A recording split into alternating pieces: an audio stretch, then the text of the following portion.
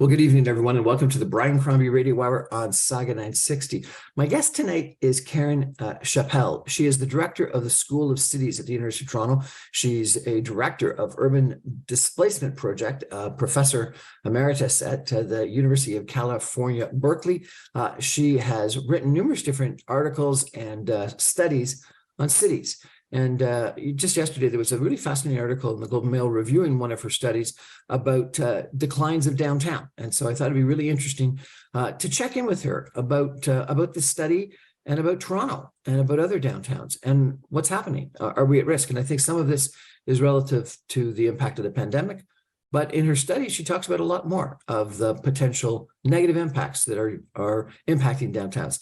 Karen Chapple, welcome to the show. Thank you for having me. So tell me a little bit about the study. You studied numerous different downtowns. The article itself was focused on San Francisco, but I understand you did numerous downtowns and looked at what was happening from a vacancy standpoint and the vibrancy of downtown. Is that correct? Yes, it is. We looked at 63 North American downtowns. We wanted to do the first kind of comparative study. And so about a year ago, we began using cell phone trajectory data to track activity in downtown areas. And so we have about 10 or 11 Canadian cities and 52 US cities in the sample. And we've seen several different patterns. So San Francisco is the headliner because San Francisco is at the bottom of our ranking every time we publish it, every 3 months. And interestingly, it's at about 31% of its pre-pandemic activity. In other words, if you look at cell phone activity, which is capturing shoppers, visitors, workers, residents, everybody that moves downtown and has their phone on, location services, then you'll see that you have less than a third of what you had before the pandemic. And in fact, the first day of the lockdowns, March 16th, 2020, San Francisco was at 31% and it's still at 31%. So it really hasn't budged. It's in a state of shock. But others have come slowly back or come bouncing back. So we have a number of cities. You can go to our website to see it, downtownrecovery.com. Downtownrecovery.com. The joke is, actually, I bought that URL last year for $3. And nobody else, it was amazing to me it was available. Nobody else had been thinking about downtowns, so I grabbed it. And now we're getting tens of thousands of visitors. But you can see the rankings that we do of the cities. The bounce back cities are cities that have a good tourist sector, like New York. Quebec was one of the early Canadian bounce back cities. Halifax has done pretty well.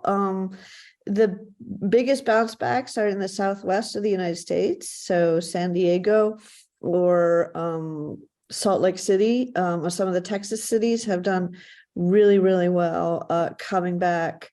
And then there's those that have been slowly crawling back. And that's where most of the big Canadian cities are. And so we saw Toronto come back to about 40%, come back to about 50% a few months ago. It's now back down. And Vancouver, Montreal, same story, back down. And this was a big surprise to me because I thought these cities are going to come back slowly but surely, maybe 5%, 10% a year. It will be back to normal by maybe 2026. It's going to be hard, but we'll come back eventually. We're stuck. A number of Canadian cities are really quite stuck. And that's for a specific reason, which is that people are making the decision now to go with remote work or hybrid work. So as commercial leases come due, the employers are either reducing their footprint or withdrawing altogether, canceling their lease. And that's what we're seeing, and that's what we're going to see play out for the next 5 years. Now, let me understand your study, if I could, a little bit. So I'm downtown Toronto quite a bit, and I think that on Wednesday I walk through the concourse and Toronto's back to 100%. I would have thought I bump into just as many people, but Mondays and Fridays are a different story. And on the weekend, I can't get anywhere. It's almost as if there's actually more people downtown than were there before, going to baseball games or going to concerts, or hanging out on King Street. So, is it just because people aren't going to work 5 days a week, or because there's vacancy all week long that is causing your impact? Yeah, it's complicated. The definitely the if you have just 2 or 3 days a week, you've lost 40 or 50% right there. So that kind of explains a lot of it. I believe that actually the visitor activity is higher. I agree. When I go down in the path on the weekend, or you go just try and drive around downtown, forget about it. Even some weeknights, it's really hard. There's a lot of bustle, but so office activity is way down. Visitor activity is partly compensating, but not entirely. And then you have all these sectors that were dependent on the office workers. So you had a number of service businesses, repair businesses, business services, and they're not able to survive anymore. So you're starting to see little small mom and pop businesses fold up, dry cleaners. That we just don't have the volume of business anymore to support these ancillary services, many of which are located downtown. So you might have more tourists, but you have fewer kind of regular visitors that are doing their shopping around their business day downtown. And so that's having a knock-on effect on the rest of the economy there. Is this for the office towers and for the cities, maybe not the small businessmen that are really an issue that you're talking about, but for the cities, is this a problem? Is this a point of concern? The city of Toronto is absolutely concerned, and cities around around North America are concerned. There's a couple issues here. One is the possibility of a kind of a fiscal cliff, or what one of my colleagues at NYU has called the urban doom loop. So The urban doom loop. Yes, it's a catchy term, and the urban doom loop is when you have businesses leaving downtown, commercial property assessments go down, the city begins collecting less commercial tax revenue, and can no longer provide the level of services that it did. The city then reduces its level of service, and more businesses leave, and even residents begin leaving because of heightened crime rates, or poorer schools, or what have you, just dirty streets. So this is a fear. It's particularly realistic south of the border. It's not really going to happen in Canada in the same way. We have a different kind of fiscal structure here. We're slow to reassess our properties, and we don't, and because of the role of the province and so forth, we're not likely to decrease our service levels that much. That said, so we're not losing half of our commercial property tax base, but we might lose 10% of it. And a 10% hit is a lot for the city to handle when it's already facing a massive structural deficit. So that's a whole nother topic we should talk about. Right. We're going to take a break for a message and be back with Karen Chapple, a professor at the University of Toronto, head of the School of Cities, in just 2 minutes, talking about what's the risk of the demise of downtowns. Stay with us, everyone. We're back in 2 minutes.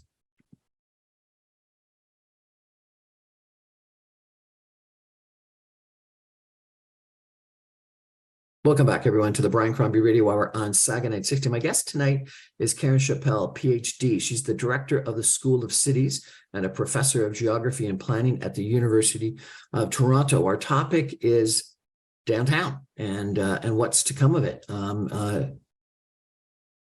Professor Chapple, there was this book, I can't remember, it was Tom Flanagan or Tom Friedman or someone like that wrote a book about the world is flat and argued that, everyone could be everywhere because of communications and transport and stuff like that. We didn't all need to be clustered in cities. And then Richard Florida, who was quoted in the same article that you were quoted in the other day, said, no, the world is spiky and people need to agglomerate. They need to be together in big cities, whether they be Toronto or New York or London, because of the communication and the collaboration and the synergy that comes from agglomeration. But if cities and their traffic and their people and their activities are down 40 or 50%. Is Richard Florida right? Or is the world is flat right?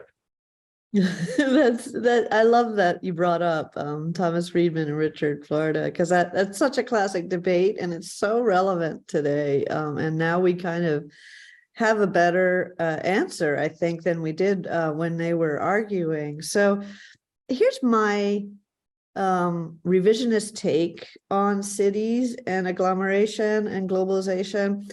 I think we are realizing that we need agglomeration, but it can be intermittent. I call it intermittent agglomeration. So the thing is, we don't have to all be together all the time to be productive. You only need to see your family on Thanksgiving, right? To get to renew those connections. If you so businesses absolutely have to be face to face, and there's a great amount of literature showing that. There's actually a fabulous study out of Rotman by one of my colleagues, Professor Nate Baum-Snow, who actually looked at which businesses are most productive. He looked at their revenues, and they found that in Toronto, the businesses that are most productive are located in the same building with other productive businesses. So they have to be interacting. They have to bump into each other in the elevator and share knowledge or have coffee or what have you. So we know that. But hey, do you need to interact with people at the water cooler every day? No. Actually, you can do this kind of innovation. You could build these kinds of social networks that lead to trust, that lead to new types of innovation and relationships. You can do all that coming in twice a week. And so I think we're just learning that lesson. So yes, the world is actually flat, because then the rest of the week we can go back, to Northern Ontario or hop over to Paris. But we need to have that ongoing potential to agglomerate. And so that's why, Richard, who actually is at the School of Cities, Florida, that is, he's bullish on the future of cities. And I think he's right. Toronto obviously is growing, extremely fast, is growing faster than almost in any city in the Northern Hemisphere. It's extraordinary. The rate of growth of Canada is only rivaled by countries in sub-Saharan Africa. We're just growing. This is Canada's moment. So, that we are not going to have a hollowed out Detroit-like downtown in this kind of context. No, you're going to have a huge fight over downtown space and what gets to be there, and how do we get the most attractive uses there.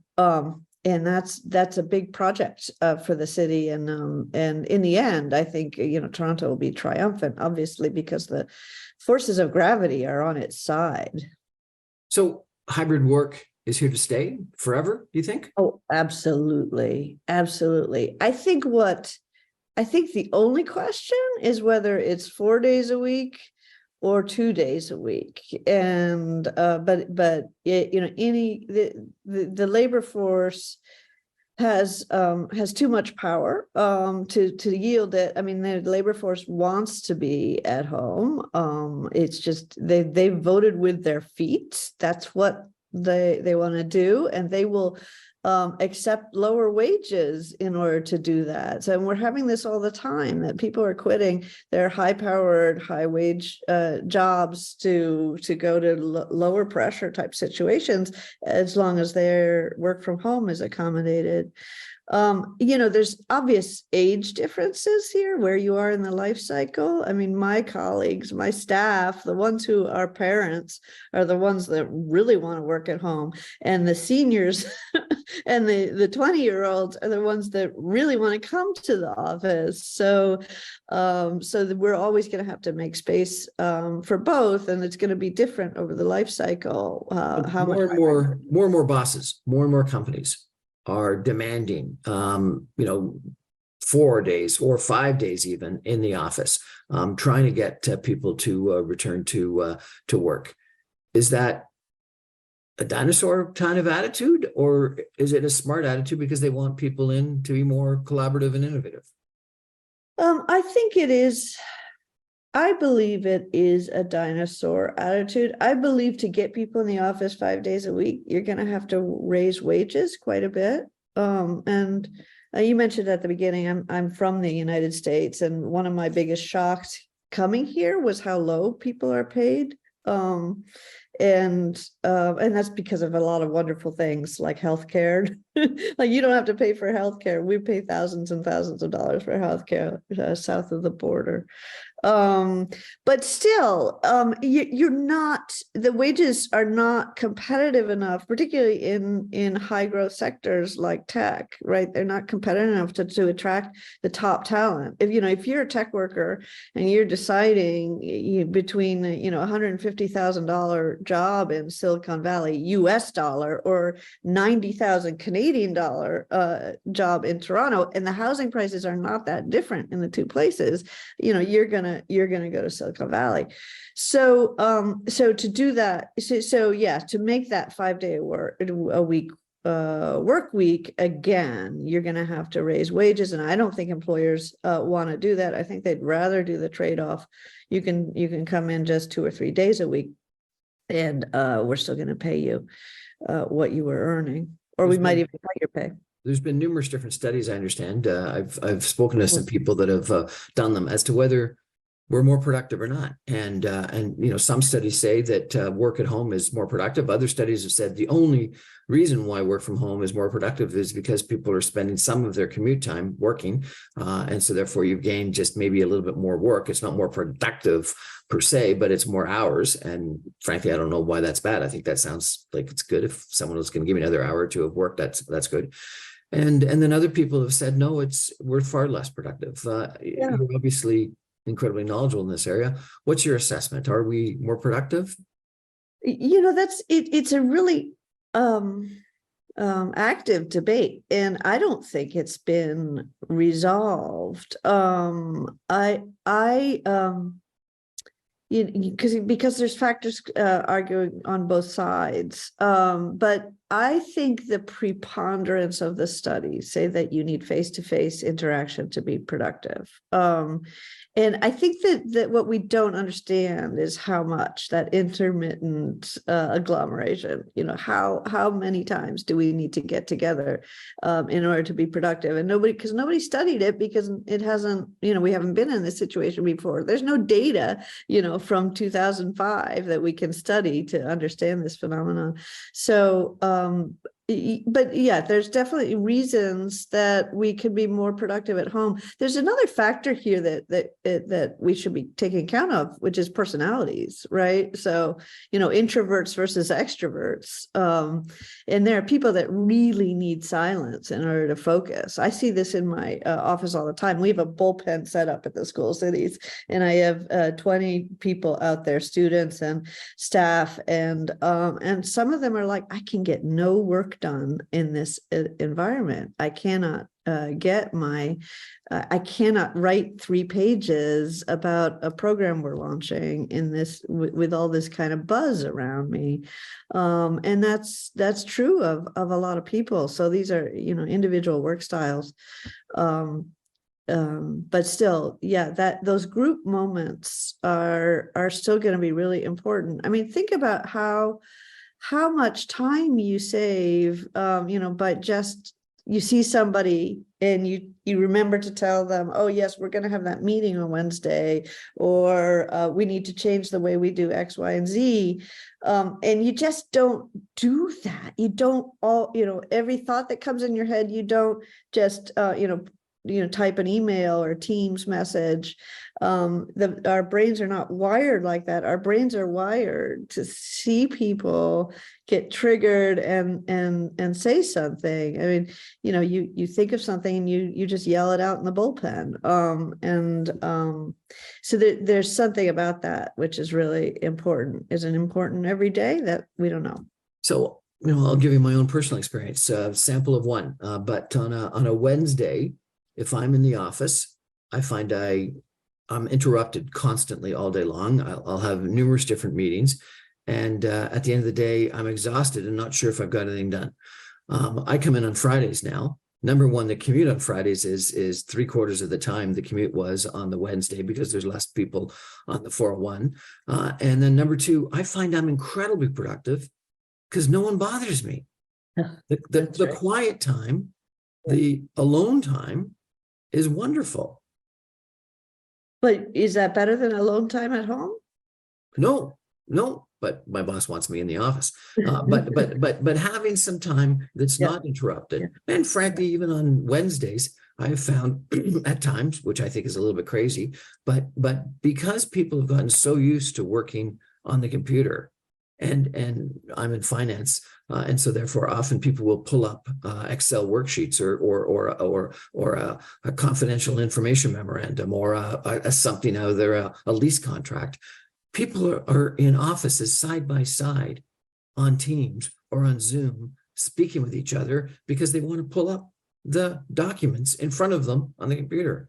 So this pandemic and work from home and work electronically has changed the style of work dramatically. Yeah, it has. I agree 100%. And we're learning about it every day. I don't think we had that awareness of what how we work best.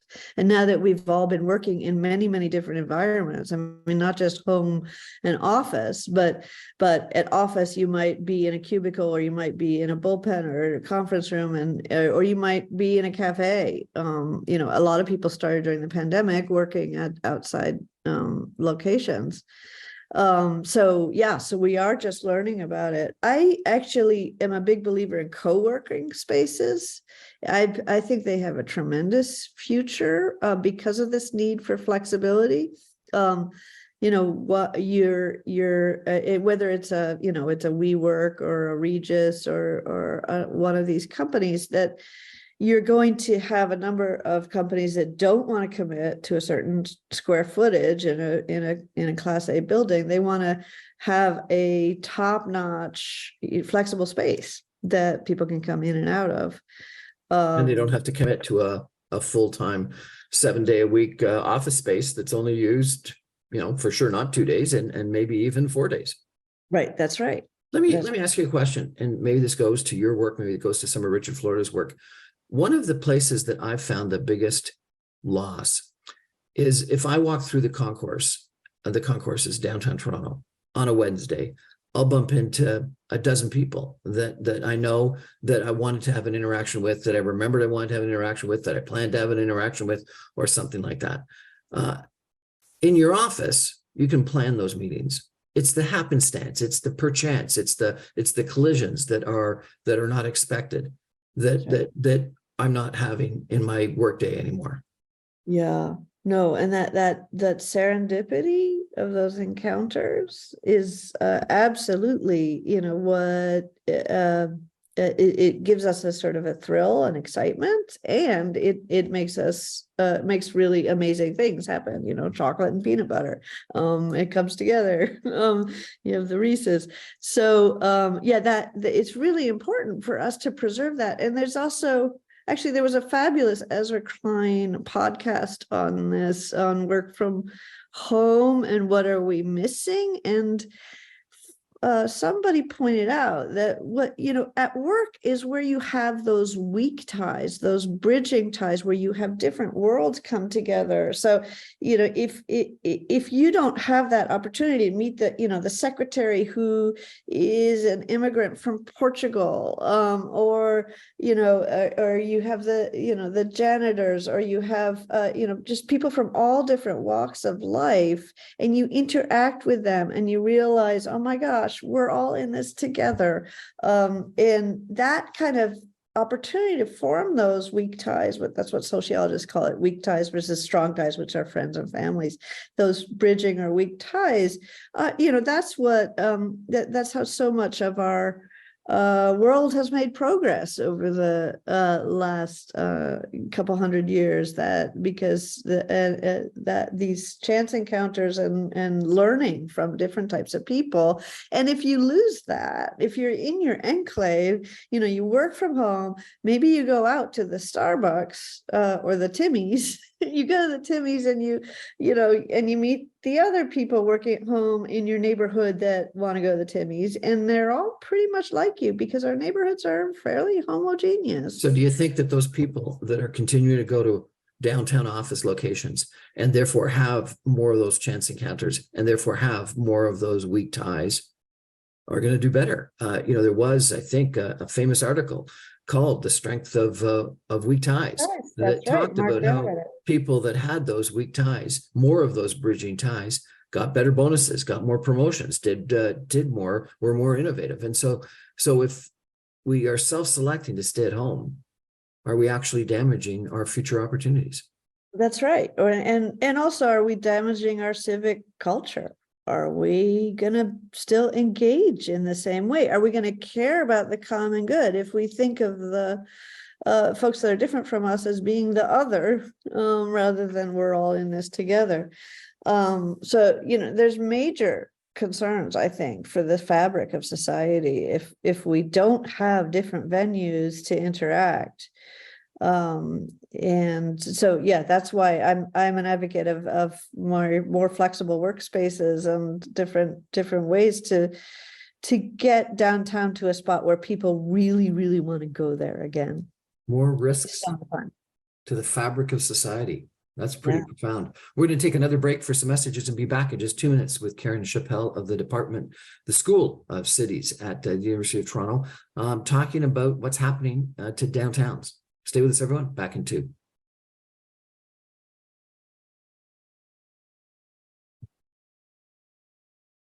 Welcome back, everyone, to the Brian Crombie Radio Hour on Saga 960. We're talking about downtowns and what's to come of them, given the pandemic and the lack of a complete return. And our guest is Professor Karen Chapple. She is the director of the School of Cities at the University of Toronto.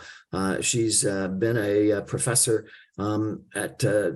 in California at Berkeley, as well as in Toronto, and is now doing some studies of, what do you say, 39 different downtown locations across North America. And based on cell phone data, have they come back to their pre-pandemic levels?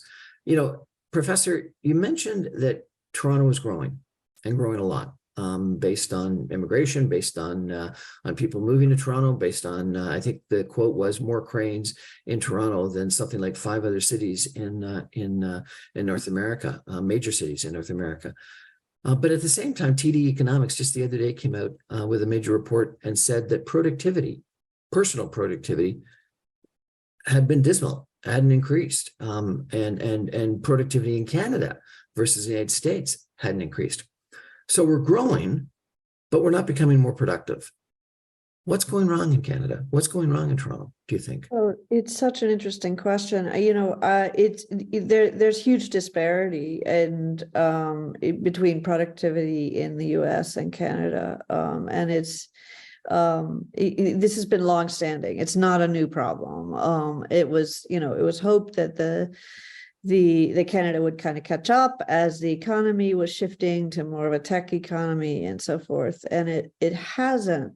I think there's though some mitigating factors which make it understandable and actually maybe not such a bad thing. I think that Canadians value work-life balance, and have valued it even more since the pandemic. I work in both the US and Canada still, since I still have a research lab in Berkeley, and in my US folks email me day and night, weekends, it's fine. If my Canadian contacts email me after 5 or on a weekend, it starts with an apology. I am so sorry for interrupting your weekend. It's so endearing, and it's so wonderful that it permeates the whole culture. And I think you see it also just in kindness that is infused across the culture. So, is it such a bad thing that Canadians are kind and fulfilled instead of being in the capitalist rat race? So are you saying that the only increase in productivity in the United States is people are working longer hours and more days? I thought that there's other things that are happening that make other cities outside of Toronto more productive. Is New York, are office workers in New York more productive for some reason than office workers in downtown Toronto? Yeah, well, I think the data shows there are. There's a couple of reasons. I mean, you always have to look at those productivity numbers with a grain of salt, because it's often about the sectors that are there, and some sectors are just much more productive than others, because they're producing things or they're innovating, and so they're growing quickly, and so wages are going up, and so you have more output per hour. So it sort of depends on what the composition of your economy is. But I would say there is more, even just during the workday, there is more of a culture in New York where you're kind of expected to be at your desk. Like, for instance, I believe, just, this is totally anecdotal, but my staff in at the school cities, they go out for lunch. They're gone for 45 minutes every day. And you wouldn't see that in New York. People would bring their lunch and they would sit at their desks and work through lunch. And so there's sort of a different expectation. So we don't work as hard as Canadians. I don't think so. But you're not compensated as well. So there's probably there's a reason. I think there's that's part of the whole picture there. You talked about a potential impact on the social fabric. You talked about potential impact on interactions. You talked about a potential impact on commercial leases. If you were the mayor of the city of Toronto, or if you were the Minister of Housing or Municipal Affairs, or the Premier, would you do anything differently? Is this an emergency? Is this a problem?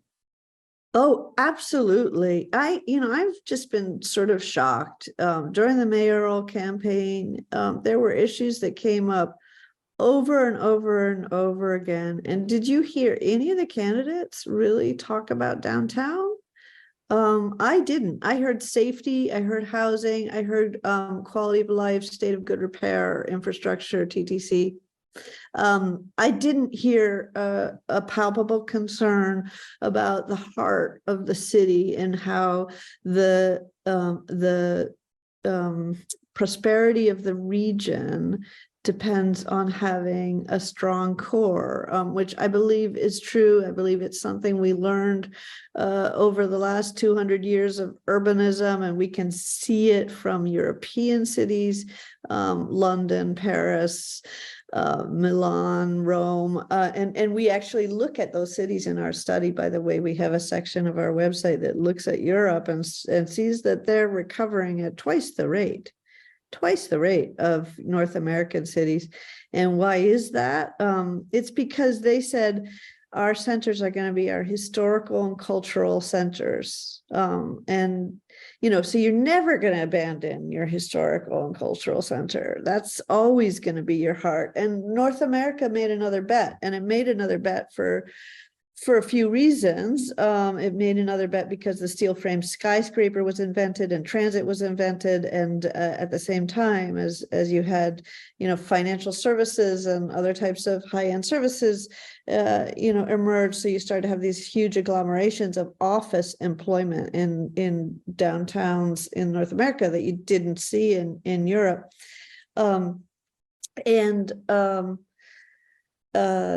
But this is the we're going to need those something to be in our cores in order to continue on. I mean, office employment was great. It was an engine for our regions to have that downtown office center for 50 or 100 years.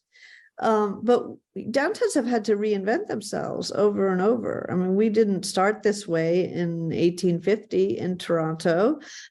We were a city of churches and cultural hubs and a whole lot of brothels on Yonge Street. And then we moved to being an office center. And now maybe we've outgrown that identity. So maybe we need to think about something new. And so the city, getting back to your point about should the mayor or the premier or the president, who should they do something that it's absolutely going to take leadership to steer us into this new type of downtown. You have a bunch of real estate owners, landlords, commercial office developers and landlords who are scared to do anything, and they're just waiting it out. They don't want to make a huge decision to demolish their building or rehab their building. They want to sit there and hope people come back. Yeah, hope and pray that people come back.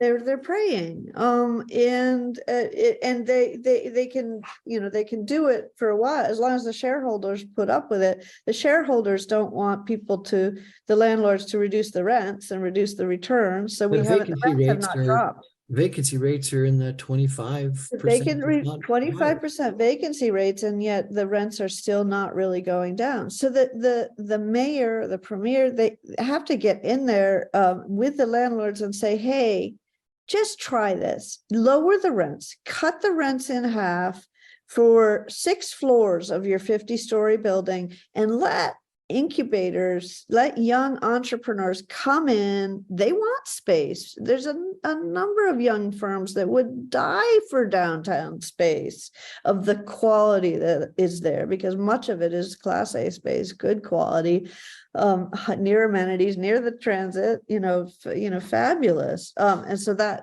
that's what the politicians need to do is work closely with the landlords, twist some arms, get something going, and then see if it takes off. What are some of the other things that one needs to do for a dynamic downtown? We've talked a lot in Toronto about transit.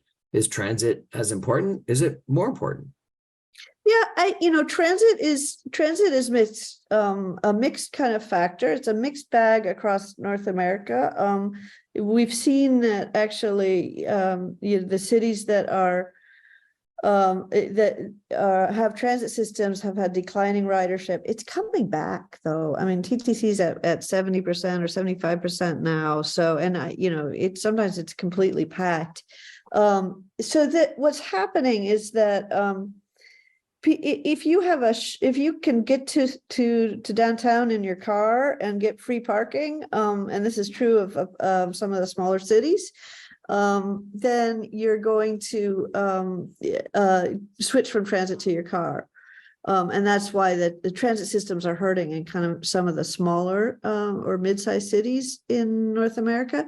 but if you have a pretty darn good transit system, which Toronto does, and New York City does, and Chicago does, and San Francisco does more or less, then ultimately, people are going to get back on that. So, so I think we need to actually kind of double down on transit in Toronto, make sure we have a great and safe system, and people will come back to that because in the end, nobody wants to drive for 90 minutes and circle around for an hour looking for parking and then pay a fortune.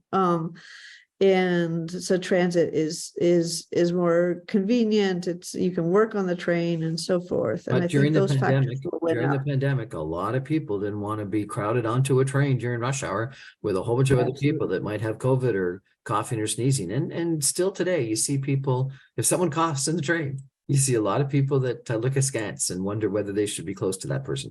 What about residential downtown? We see this huge amount of towers, condominiums being built proximate to downtown, maybe not right at King and Bay, and so the offices still exist in the financial core.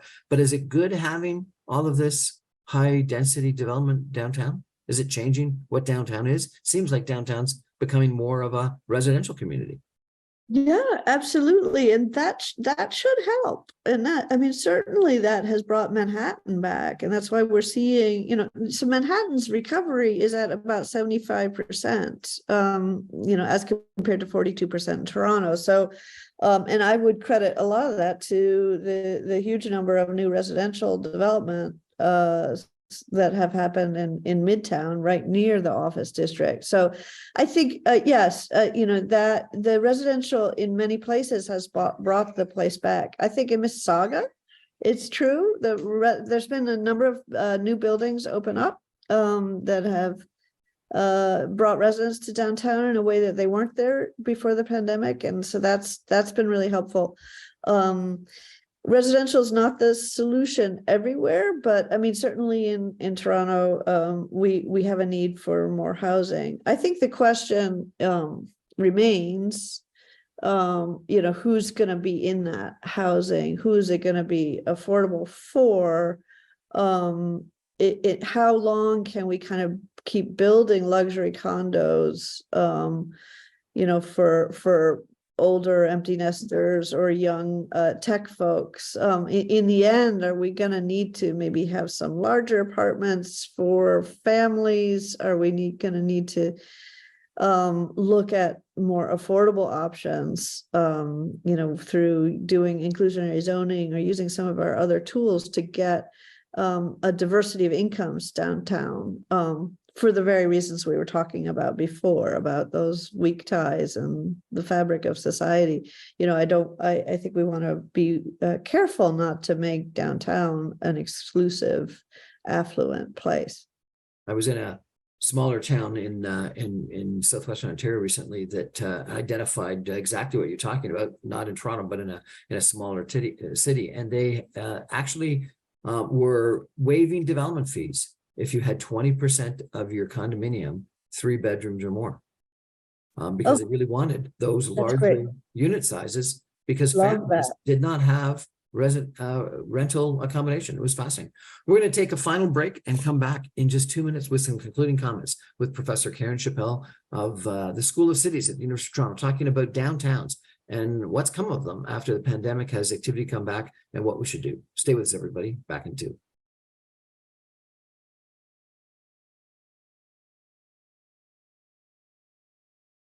Welcome back, everyone, to the Brian Crombie Radio Hour on Saga 960. Really interesting conversation tonight with Professor Karen Chapple, the director of the School of Cities at the University of Toronto. She's also a professor of geography and a professor at UC Berkeley. So fascinating that you've got this bi-coastal or almost bi-coastal life of Toronto and California. Professor, I want to change the topic just for a second in talking about how cities and suburbs should be interacting. And there seems to be two different thoughts, and best described by one region that wants to split apart and go its separate ways, and another region that talked about actually combining into one region. In around Toronto, you've got 24 or 29 different municipal municipalities. In 1996, there was a major study done by, I think, one of your predecessors, or maybe one of the other organizations at the University of Toronto, called the GTA Task Force, that recommended that there needed to be a greater communication between Toronto and its surrounding suburbs. And the way to do that was to have Peel amalgamate, York amalgamate, Durham amalgamate, Halton amalgamate, create 4 major cities around the city of Toronto, and have those 5 cities all together have some sort of a coordinating body, the GTA, council or something like that. But today, it would appear that actually some of these regions are going to split apart, and they're going to have less interaction with each other, let alone with the city of Toronto. Is there a recipe on how cities and suburbs should be best organized? You think about New York City, where you had, 5 cities that amalgamated into one. You had Denver, you had Los Angeles, that have got more coordination that's happening in the past. What's the answer there, or do you know? No, I think there's been a lot of research on this, and New York is a great example because it's not just the amalgamation of the 5 boroughs, but also the Port Authority of New York and New Jersey, and in many ways it's a tri-state area with Connecticut as well, and they coordinate their transportation systems, and they coordinate their air quality monitoring, and their environmental laws, and they coordinate even housing and labor markets to a certain extent through those regional agencies. And so we know that actually regional governance gets us 3 things. It gets us cost efficiency, it's cheaper to do stuff, and it gets us better environmental conditions, because environment doesn't know our administrative boundaries, so environmental problems span a whole region, and then it gets us more equitable outcomes as well, because there's more opportunities. There's more opportunities actually to redistribute income and make opportunity equal across an area. So Mississauga, of course, was very upset that it was subsidizing Caledon, but actually Caledon folks really kind of need that boost. They can't, as a city of 70,000 folks or something, they can't do all that stuff by themselves, and still have a rich life and potential for upward mobility. So they kind of needed the region. So that the what's going on here is really a little bit disturbing to people that have read the literature and know that the regional scale will be much more effective for governance. And I think it was almost an impulsive decision, and you see this now people are starting to look at the bill, and it's going to make everything much more expensive in Peel. You have to, the cost of doing this is really extreme, and there's going to be a horrible fight over who's going to pay for all of this divorce. So that there's a number of people that are kind of interested in reviving the ideas of the 96 task force, and the Ann Golden was the force behind that. And there's the momentum actually started during the pandemic, where you had a regional table where the city managers and the mayors met. And they met throughout the pandemic to talk about not just vaccines, but homelessness and infrastructure and transit and safety and a number of different issues, and built relationships with each other. And so there's kind of the hope that, maybe we can't just have a new layer of government that's a regional government. Maybe that's not going to happen, but maybe we can have an informal kind of governance style that we could at least coordinate from the bottom up, so that we don't have these horrible costs imposed on us by the loss of our regional government. Well, I think it's going to be one of the most important decisions in the Greater Toronto Area. And I interviewed Joe Berridge of Urban Strategies, one of the foremost planning people, and he said, Brian, Toronto's going to be, the metropolitan Toronto area is going to be the 3rd largest metropolitan city in all of North America within the next couple of years, a city that's going to be growing to 6 to 10 million people between Hamilton and Oshawa. And we need to have a vision. for how we're going to organize this agglomeration, this metropolitan region, and we don't. And maybe the work that you're doing at the School of Cities will help guide us in what we need to do. Anyway, Karen Chapple, Professor Karen Chapple, Director of the School of Cities at University of Toronto. Thank you very much. This has been an interesting conversation. And I think the bottom line that I get out of it is that if you're forcing people to come back 5 days a week, you're going to lose good people. But if you're not forcing them to come back at all, or if you're not encouraging them to come back at all, you're not going to get the innovation that comes from those happenstance interactions with people, the collaboration, etc. Where that balance is between 5 days a week in the office and only 1 day a week maybe in the office, I'm not sure. But I think it's going to be flexibility that's going to be key, some incentives to attract people in. And I'm looking forward to some of those happenstance interactions with people on the streets and in the cafes and in the concourses. Thank you so much. That's our show for tonight, everybody. Thanks for joining us. I remind you, I'm on every Monday through Friday at 6 p.m. on 960 AM. You can stream me online at www.saga960am.ca.